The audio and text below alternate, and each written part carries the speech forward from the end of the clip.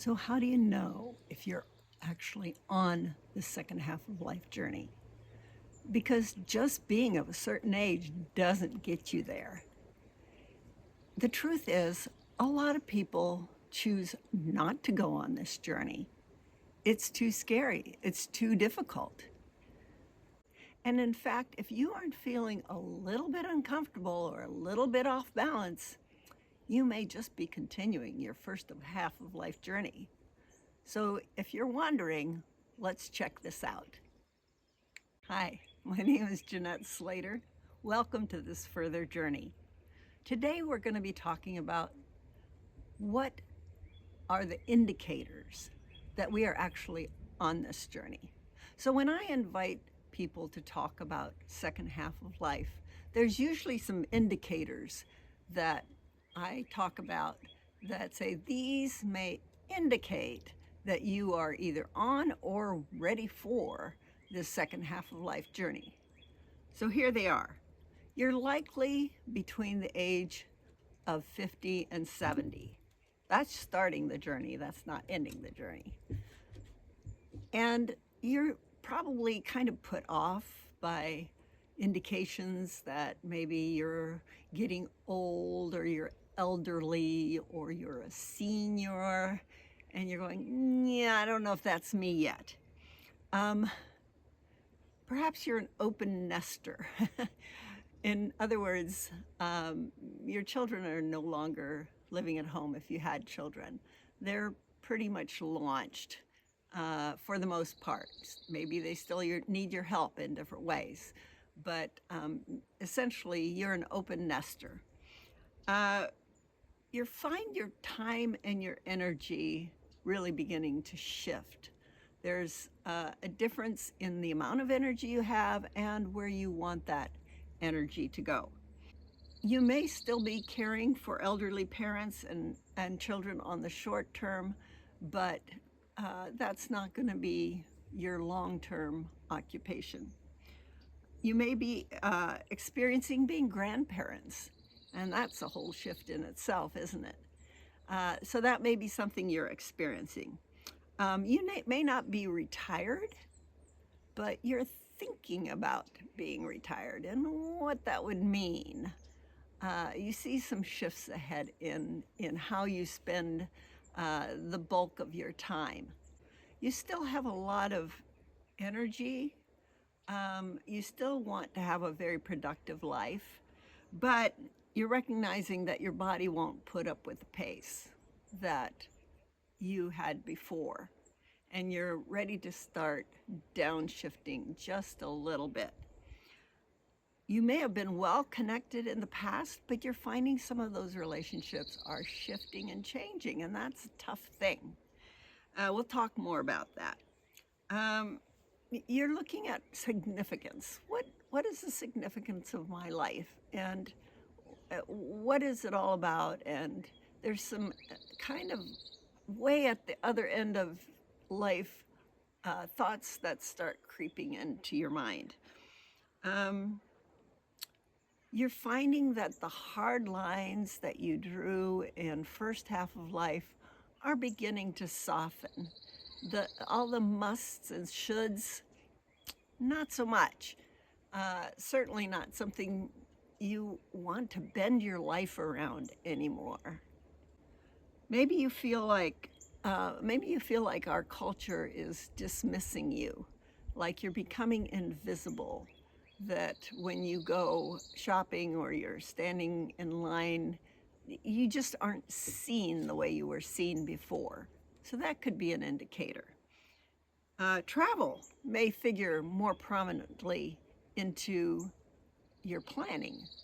That could be travel to go see your kids if they've moved out of state, or it could be travel just because there's some places you've never been to that you would really like to go to. And you're probably still living in your own home, but maybe it's starting to feel too huge with the kids gone, with changes in your own life. You're starting to feel like maybe it's time to downsize. Maybe just one more time, but you're not quite ready to go to a retirement home. Uh, so these are all things that you may be feeling, that you may be sensing, but even those don't put you into second half of life. Those are indicators that you're ready to go on the journey. But are you actually in second half of life? However, I've met people who had a very successful first half of life journey, and frankly, they aren't willing to move on. They want to hang on to what they've got. It feels like home, it feels comfortable. They just don't want to move on. And they say, no, I'm going to buckle down. I'm going to recommit to all my old answers, the answers that I created for myself when I was 20 or 30 or even 40. Those are still serving me well, and I see no reason to move on from them. So not everybody chooses to go on this journey. Now, so what happens if we decide not to go on this journey? Because there is a cost. There is a cost to the journey, but there is also a cost for refusing to go on this further journey. What I find too often is that people who refuse to go on the second half of life journey, they become bitter and angry because the world isn't the way it's supposed to be. Well, that's not the way it was when I was a kid. And there's a little bit of a belligerence and a feeling like life has passed them by and it's just not fair. They haven't done the hard work of looking deep inside themselves and reevaluating life now, and instead of just accepting what was. But the truth is, the old answers aren't working anymore. And so that feels very disconcerting all in itself. But we can still decide, no, I'm going to sit back in my rocking chair and I'm just going to stay here and hold down the fort. I'm not going anywhere. And people decide that. And for some people, I guess it works. But I would rather count the cost on the other end. And we're going to be talking about that. So yes, there is a cost to this second half of life journey, and we need to count that cost before we commit to this journey. I said earlier that if you're not a little bit uncomfortable or feeling a little bit displaced, you're probably not on this journey.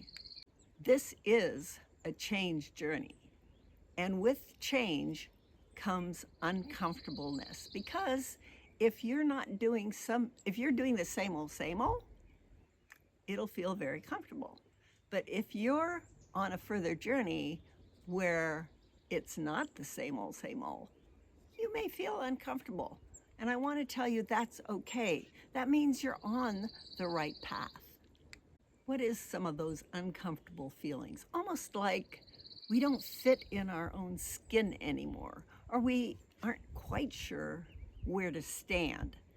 It just feels like the ground is shifting underneath us.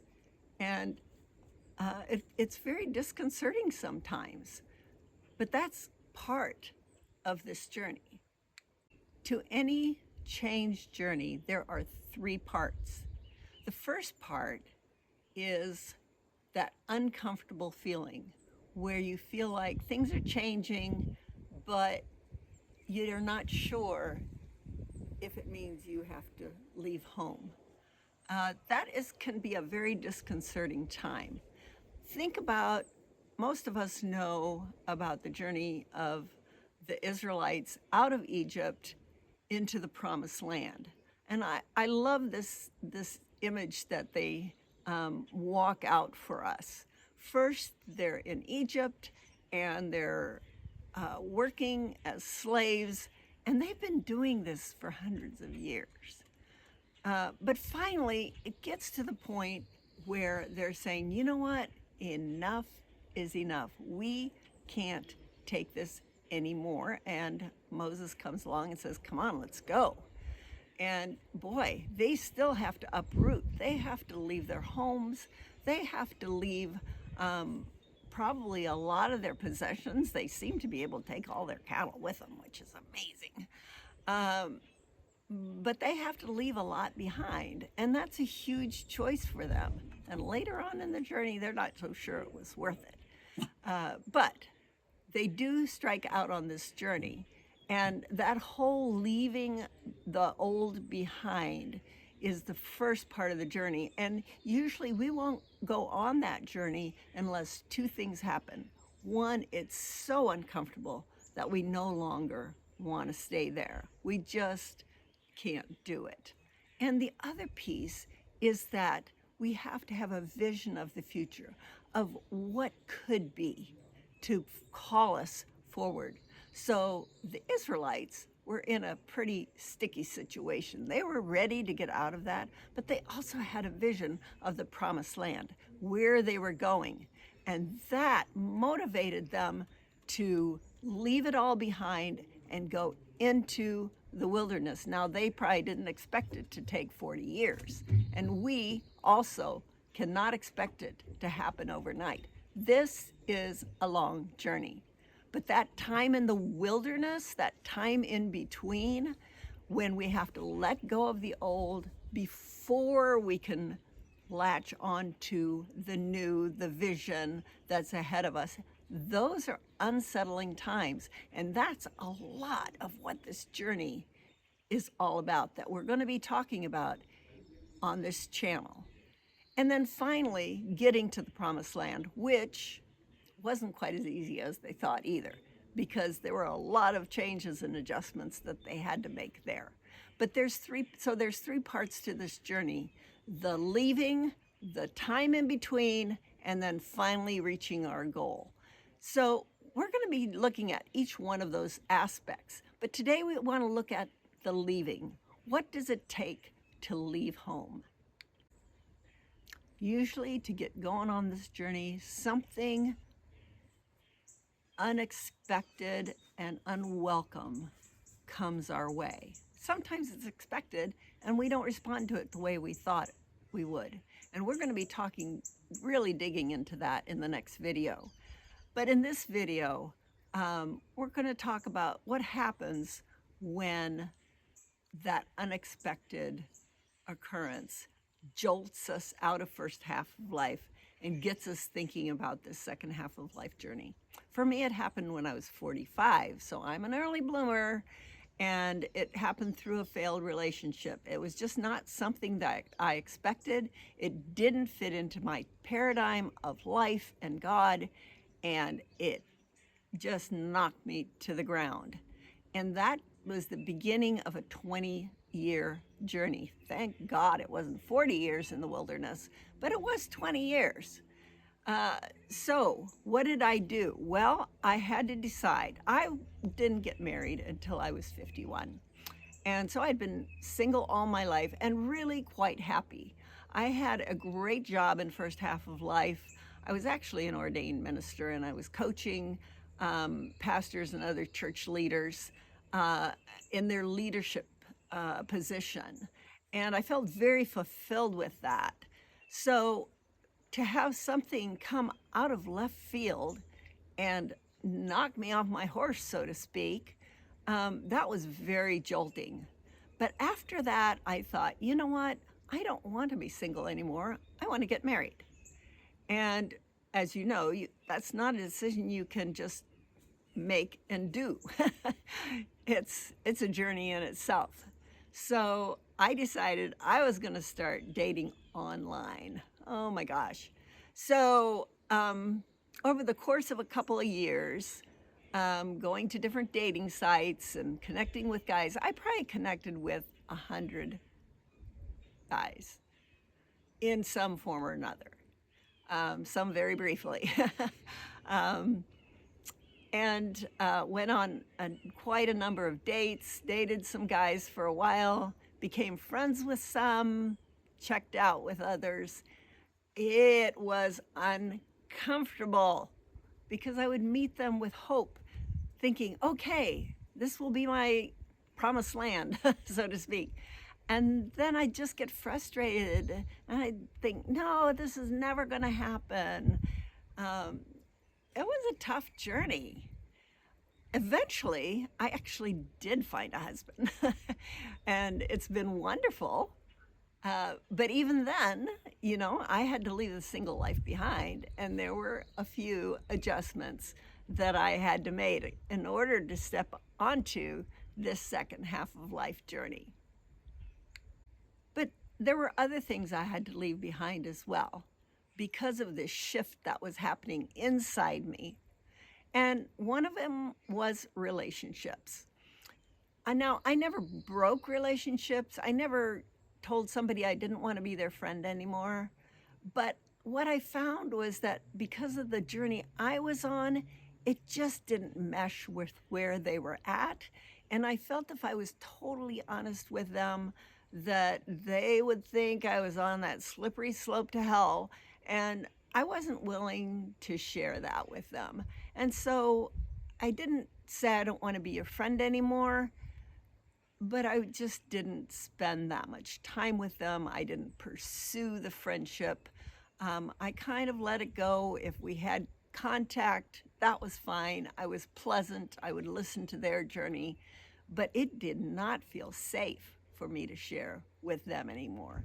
So I had to find some new friends that were also on this journey, that were willing to let me answer the questions differently at this stage of life. For myself, one of the biggest struggles that I had to deal with and what I was leaving behind was how I perceived God and how I connected with the ground of all being, which I still am connected, but it's in a very, very different way. And so that felt very disconcerting because I had had a um, very thriving uh, first half of life spiritual journey, and I felt really good about it. It was safe, it was working for me. And when this began to get shaken, I had to do a lot of exploring and a lot of questioning and a lot of saying that idea, that story that I carried with me from even my childhood is no longer working anymore. So, what does work? I wasn't ready to throw the whole thing out, baby with the bathwater thing, but I knew that things were shifting. And that was kind of scary because there weren't a lot of other people that I knew that were good friends who were on that journey. I even had to leave some parts of myself that I thought were integral to who I was. I had to leave some of those behind and say, you know what? Those were actually a false self that I was projecting on the world, and that's not really who I am. I was functioning that way and presenting myself that way in order to be successful in first half of life, because that's what first half of life is all about, is being successful. But then when I began to really examine who I was and the core of my being, I found that some of those ways of being, some of those ways of presenting myself just didn't work anymore. So I had to leave those behind as well. I was talking to a friend recently about our whole self-image and how in first half of life, neither of us are raving beauties, but we were good looking enough that that worked in our favor. And we were talking about how, we had to let that go. It was time to say, that's not what my life is about. Now, I don't want to look grumpy and disheveled and, crappy, but I also have to realize that my youthful beauty is not going to make the journey. And That's hard. That's hard to let that go. For somebody who has seen that as part of their identity in second half of life and part of what made me successful in first half of life. So that was another piece that I'm still learning how to let go of. Another thing I feel like I've begun to let go of is certainty. I think in first half of life, we like certainty. We want it predictable. We want our choices to be very clear, what is right, what is wrong, very black and white thinking. And in second half of life, I've started to let go of that, to have a lot more latitude of what is okay, a lot more gray, and letting go of all the black and white either or type of thinking. That's just not serving me well anymore. And again, sometimes that feels like I'm going off the nice little right wrong rails that we create in first half of life. But it's also freeing. It's very freeing in second half of life to not have to see everything as black and white. This is right, this is wrong. I want to just be able to hold things open and see what the possibilities are.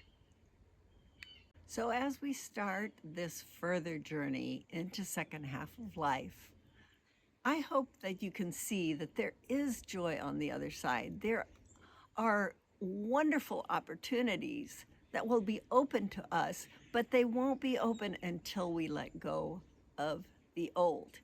And that takes a lot of courage. So this is a journey of courage. If you are willing, if you are ready to start this second half of life further journey, let's journey together and see what we can discover. I also invite you to like and subscribe to this channel so that we can expand this channel and invite others onto the journey with us.